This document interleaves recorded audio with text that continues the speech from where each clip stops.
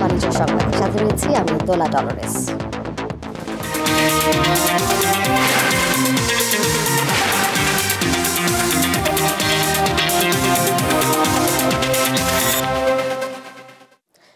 শুরুতেই আমরা জানতে চাই বাজারের চিত্র। ঢাকার বাইরের বাজারের চিত্র জানাতে আমাদের সাথে নওগাঁ থেকে যুক্ত রয়েছেন সহকর্মী আব্দুর রৌফ, যাচ্ছি তার কাছে। রৌফ, নিত্য পণ্যের দরদাম কেমন দেখছেন বাজারে, বিশেষ করে পেঁয়াজের দাম কেমন সেখানে?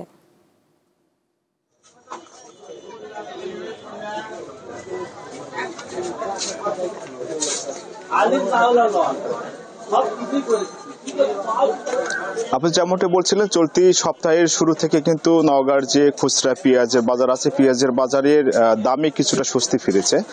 কেজি প্রতি প্রকার ভেদে পেঁয়াজগুলো বিক্রি হচ্ছে আপনার 80 থেকে 90 টাকা কেজিতে। যে পেঁয়াজের দাম গত এক সপ্তাহ আগে কিন্তু কেজি প্রতি 40 টাকা করে বৃদ্ধি পেয়েছিল। এক্ষেত্রে এই জন্য কিন্তু নওগাঁর যে পেঁয়াজের বাজারে অনেকটা অস্থির অবস্থা বিরাজ করছিল, কিন্তু সপ্তাহের ব্যবধানে এখন শীতকালীন যে পেঁয়াজ, সেই পেঁয়াজের সরবরাহ বাজার হওয়ার কারণে চলতি সপ্তাহে শুরু থেকে কিন্তু পেঁয়াজের দাম কেজি প্রতি আপনার 10 থেকে 20 টাকা করে কমেছে। এক্ষেত্রে পেঁয়াজে কিনতে এসে ভোক্তারা একটু স্বস্তি মিললেও অস্বস্তিতে পড়ছে কিন্তু শীতকালীন যে সবজিগুলো রয়েছে সেগুলো কিনতে গিয়ে। এখন বর্তমানে বাজারে কিন্তু সবচেয়ে বেশি দামি সবজি হচ্ছে গাজর। যে গাজর প্রকারভেদে বিক্রি হচ্ছে 180 থেকে 200 টাকা কেজিতে। এরপরে আছে টমেটো বিক্রি হচ্ছে 100 থেকে 120 টাকা কেজিতে। এছাড়া কিন্তু বেগুন প্রকারভেদে 60 থেকে 80 টাকায় বিক্রি হচ্ছে। পটল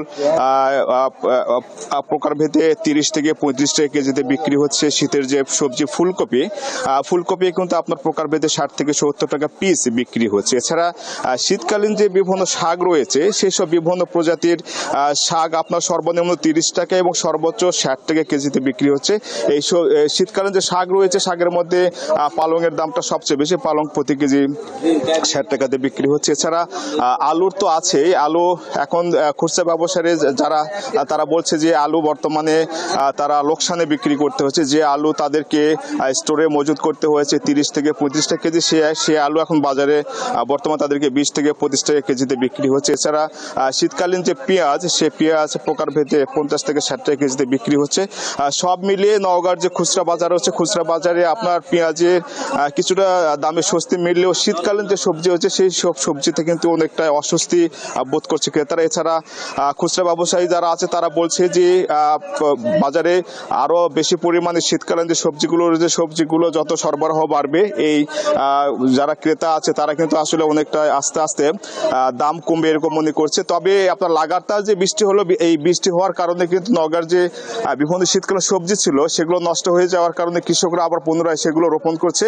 এই রোপণ করার এই সময়ে এবং রোপণ করার পরে সেগুলো নতুন করে বাজারে না আসার কারণে এই সময়টাতে কিন্তু সবজির একটু সরবরাহ কিছুটা কমে গেছে, যার কারণে কিন্তু বাজারে যে বিভিন্ন সবজি রয়েছে সেসব সবজির দাম কিছুটা বৃদ্ধি পেয়েছে। তবে ব্যবসায়ীরা মনে করছেন যে নতুন করে যেগুলো লাগিয়েছে সেগুলো সবজি যত তাড়াতাড়ি বাজারে আসবে, শীতকালীন সবজির খুচরা বাজারে ক্রেতারা ঠিক তত তাড়াতাড়ি একটু কম দামে পাবে। এছাড়া যদি প্রশাসনের পক্ষ থেকে জানাবেন, আপনি বিক্রেতা এবং ব্যবসায়ীদের কথা বলছিলেন, ক্রেতাদের কারোর সাথে আপনার কি কথা হয়েছে কিনা, যেহেতু সব পণ্যের দামই তুলনামূলক বেশি, তারা কি বলছেন?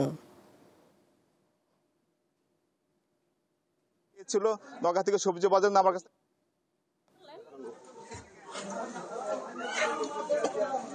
এই সময় কথা তুমি ফটকা খুলে হবে কি পেঁয়াজ তো 90 টাকা কেজি বিক্রি করতেছে, 60 টাকা কেজি কোন টাকায়? এই দিলে 60 টাকা কেজি। শুনতে পাচ্ছেন আমাকে? যারা আপনার বিভিন্ন ক্রেতারা যখন বাজারে আসছে তারা যে কথাগুলো বলছে যে বাজারে আসলে এক এক সময় এক একটা পণ্যের দাম কখনো 2 টাকা যদি কমে তাহলে আবার হঠাৎ করে মানে বিনা অজুহাতে কিন্তু আপনার 10 টাকা করে বৃদ্ধি পাচ্ছে। এই কারণে কিন্তু বিশেষ করে যারা খেটে খাওয়া মানুষগুলো আছে, দিনমজুর মানুষগুলো আছে, মধ্যবিত্ত থেকে এবং নিম্নবর্তী যে মানুষগুলো রয়েছে তারা কিন্তু বাজার করতে এসে অস্বস্তিতে কিন্তু ভুগছে। তার কারণ একটার দাম যদি 2 টাকা কমে পরবর্তীতে কোনো একটা বাহানা দিয়ে সে সবজির দাম কিংবা পণ্যের দাম কিন্তু আপনার হচ্ছে 20 টাকা করে বৃদ্ধি পেয়েছে। তো এরকম যদি বাজার যদি অস্থিতিশীল হয় তাহলে কিন্তু যারা খেটে খাওয়া মানুষ আছে, যারা আপনার মধ্যবিত্ত থেকে নিম্নবিত্ত মানুষরা আছে, তারা কিন্তু আসলে বাজারে করতে এসে কিন্তু হিমশিম খাচ্ছে।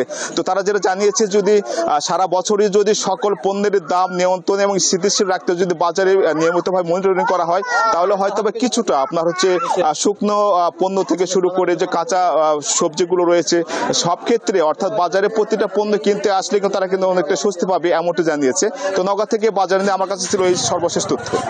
আপনাকে ধন্যবাদ। নওগাঁ থেকে যুক্ত ছিলেন সহকর্মী আব্দুর রউফ। আপনাদেরকে শুরুতেই জানিয়ে দিলাম আজকের বাজারের দরদাম। সাতক্ষীরার ভোমরা স্থলবন্দরকে পূর্ণাঙ্গ কাস্টমস হাউস ঘোষণার 1.5 মাস পরও পর্যাপ্ত জনবল নিয়োগ দেওয়া হয়নি। উন্নতি হয়নি অবকাঠামোর, ফলে দেশের দ্বিতীয় বৃহত্তম স্থলবন্দর দিয়ে গতি পাচ্ছে না আমদানি রপ্তানি। 1996 সালে শুল্ক স্টেশন হিসেবে ভোমরা বন্দরের কার্যক্রম শুরু হয়। ভারতের মহারাষ্ট্রের নাসিক, দিল্লি এবং পশ্চিমবঙ্গের কলকাতা ও হলদিয়া বন্দর থেকে ভোমরা বন্দরের দূরত্ব কম হওয়ায় ব্যবসায়ীরা এই বন্দর দিয়ে পণ্য আমদানি রপ্তানিতে বেশি আগ্রহী হয়ে ওঠেন।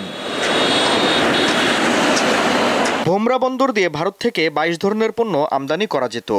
গত 14 মাসে বাংলাদেশ সরকার ভারত থেকে আলু, পেঁয়াজ, চাল, গম, ভুট্টা সহ বিভিন্ন পণ্য আমদানি বন্ধ রাখে। অপরদিকে ভারত সরকার বাংলাদেশ থেকে পাটের সুতা, পোশাক সামগ্রী, ঝুট সহ বিভিন্ন পণ্য আমদানির উপর নিষেধাজ্ঞা দেয়।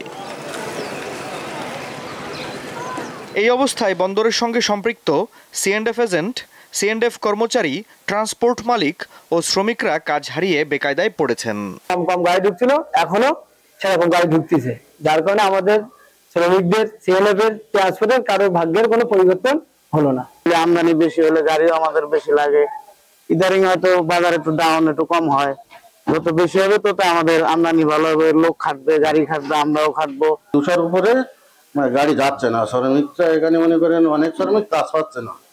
14 অক্টোবর অভ্যন্তরীণ সম্পদ বিভাগ প্রজ্ঞাপন জারি করে ভোমরা এলসি স্টেশনকে পূর্ণাঙ্গ কাস্টমস হাউস ঘোষণা করে। এতে একজন কমিশনার সহ 43 জন কর্মকর্তা কর্মচারী নিয়োগ দেওয়ার কথা থাকলেও তা বাস্তবায়ন করা হয়নি। উন্নয়ন হয়নি অবকাঠামোর। কমিশনার পদায়ন হলে ভোমরা স্থলবন্দর দিয়ে গরু দুধ ব্যতীত সকল পণ্য আমদানি হবে।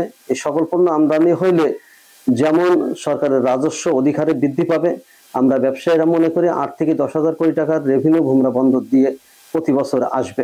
আমদানি রপ্তানির ক্ষেত্রে যে সমস্ত সমস্যা রয়েছে সেগুলা কমিশনার পদস্থ হয় দূরীভূত হবে, সময়ের অপচয় বাঁচবে, ব্যবসায়ীদের আর্থিক যেই খরচের বিষয়টা রয়েছে সেটা সংকুচিত হয়ে যাবে, ফলে ব্যবসায়ীরা এই বন্দর ব্যবহার করে ব্যবসা করে লাভবান হবে। চলতি অর্থবছরের জুলাই থেকে 31 অক্টোবর 4 মাসে ভোমরা স্থলবন্দর দিয়ে ভারত থেকে আমদানি হয়েছে 6,61,507 মেট্রিক টন পণ্য। একই সময় বাংলাদেশ থেকে রপ্তানি হয়েছে 62,396 মেট্রিক টন পণ্য। আফরিদ হাসান, দীপ্ত বার্তা কক্ষ। নির্মাণ, আবাসন, পানি, বিদ্যুৎ সংশ্লিষ্ট শিল্প নিয়ে 3 দিন ব্যাপী আন্তর্জাতিক প্রদর্শনী আজ শেষ হচ্ছে। রাজধানীর ইন্টারন্যাশনাল কনভেনশন সিটি বসুন্ধরায় রাত 8টা পর্যন্ত এটি দর্শনার্থীদের জন্য উন্মুক্ত থাকবে। কনফারেন্স অ্যান্ড এক্সিবিশন ম্যানেজমেন্ট সার্ভিসেসের আয়োজনে এই প্রদর্শনী শুরু হয় গত বৃহস্পতিবার। আয়োজকরা জানান, নির্মাণ খাত বর্তমানে বাংলাদেশের জিডিপিতে 8%-এরও বেশি অবদান রাখছে। দ্রুত নগরায়ন ও অবকাঠামো উন্নয়নের কারণে এই খাতের সম্ভাবনা আরও বাড়ছে।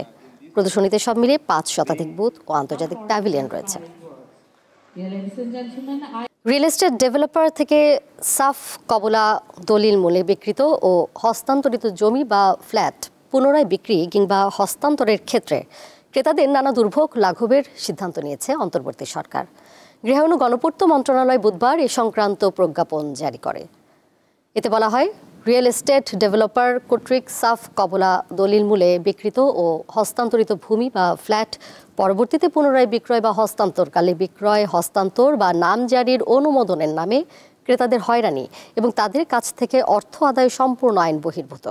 তাই কোনো ডেভেলপার ভূমি বা ফ্ল্যাটের পরবর্তী হস্তান্তরকালে বিক্রয়, অনুমোদন প্রদান, নাম জারি বা অন্য যে কোনো নামেই হোক না কেন ক্রেতা বিক্রেতার কাছ থেকে কোনো অর্থ আদায় করতে পারবে না। এক্ষেত্রে কোনো ব্যক্তি বা প্রতিষ্ঠান এই আদেশ অমান্য করলে তার বিরুদ্ধে আইন ও এই সংশ্লিষ্ট বিধি বিধানের আলোকে প্রয়োজনীয় ব্যবস্থা নেওয়া হবে। যথাযথ কর্তৃপক্ষের অনুমোদন ক্রমে জনস্বার্থে জারি করা এই আদেশ অবিলম্বে কার্যকর হবে বলেও প্রজ্ঞাপনে উল্লেখ করা হয়।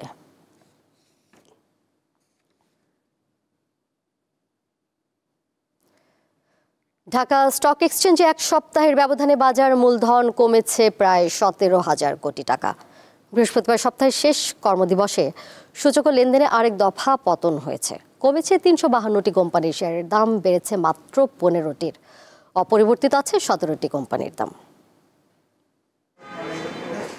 দেশের প্রধান পুঁজিবাজার ঢাকা স্টক এক্সচেঞ্জে গত সপ্তাহের প্রথম কার্যদিবসের লেনদেন 400 কোটি টাকা ছাড়ায় শেষ কর্মদিবসে হয় 383 কোটি টাকা। আর DSEX সূচক 122 পয়েন্ট কমে দাঁড়ায় 4702 পয়েন্টে। সপ্তাহ শেষে গড় লেনদেন দাঁড়ায় 354 কোটি টাকায়। রবি থেকে বৃহস্পতিবার মোট বাজার মূলধন কমে যায় 16,941 কোটি টাকা। একীভূত হওয়ার প্রক্রিয়া থাকা শরিয়া ভিত্তিক 5 ব্যাংকের শেয়ার মূল্য শূন্য হয়ে যাওয়ায় হতাশ বিনিয়োগকারীরা। 6 নভেম্বর জারি হয় মার্জিন ঋণ বিধিমালা 2025। এতে ঋণ বিতরণের ক্ষেত্রে বেশ কিছু কড়াকড়ি আরোপ করা হয়। বাজারে এর নেতিবাচক প্রভাব পড়ে। আমাদের তো ওইভাবে অর্থ সম্পদ নাই যে আমরা একবার শেষ হলে শূন্য হলে কোটে আবার টাকা পাবো, টাকায় নিয়ে অ্যাডজাস্ট করবো। কিন্তু আমাদের তো সাথে সাথে ভোটস লোন করে তারা টাকা কেটে নিচ্ছে, যার জন্য আমাদের পোর্টফোলিও শূন্য হয়ে যাচ্ছে। এই জন্য মানে বিনিয়োগকারীরা হতাশা হয়ে মার্কেট থেকে চলে যাচ্ছে। একটা আইটেম কিনলাম, 2 দিন পরে এটা নিচের দিকে যায়, হ্যাঁ, আবার ওইটা কিনলাম নিচের দিকে যায়, কিন্তু এটা উপরের দিকে উঠতেছে না, আর মানে এখান থেকে ক্যাশ বের করা যাচ্ছে না। বিভিন্ন সিদ্ধান্ত গ্রহণের পরও বাজারে বিনিয়োগকারীদের আস্থা কেন ফিরছে না জানালেন এই বিশ্লেষক। বাজারটাতে খুব বেশি প্যানিক আমরা দেখেছি, ভলিউমসগুলো কিন্তু অনেক কমে গেছে। এর মধ্যে কিছু ফোর্স সেলের প্রেশারও ছিল বাজারে। বিধিমালা যেটা হয়েছে, কয়জন বিনিয়োগকারী আছে যে কত টাকা লাভ করলে পরে 20% ইন্টারেস্ট আপনারা সার্ভিস করতে পারবেন। সো এইটা একটা টাইম বাউন্ড হলে পরে বিনিয়োগকারীরা বেঁচে যেত, এবং এই যে ফোর্স সেল যে আসে বাজারে, যে একটা প্রেশার আসে, সেই প্রেশার থেকে বাজারটা বাইচে যেত। অস্থির এই সময়ে পুঁজিবাজারে দেখে শুনে বুঝে বিনিয়োগের পরামর্শ দিচ্ছেন বিশ্লেষকরা। শাহরিয়ার ইমন, দীপ্ত সংবাদ, ঢাকা। আর এই ছিল বাণিজ্য সংবাদে। এরপর আমন্ত্রণ রইল আন্তর্জাতিক খবরে। এতক্ষণ সাথে থাকার জন্য সবাইকে ধন্যবাদ।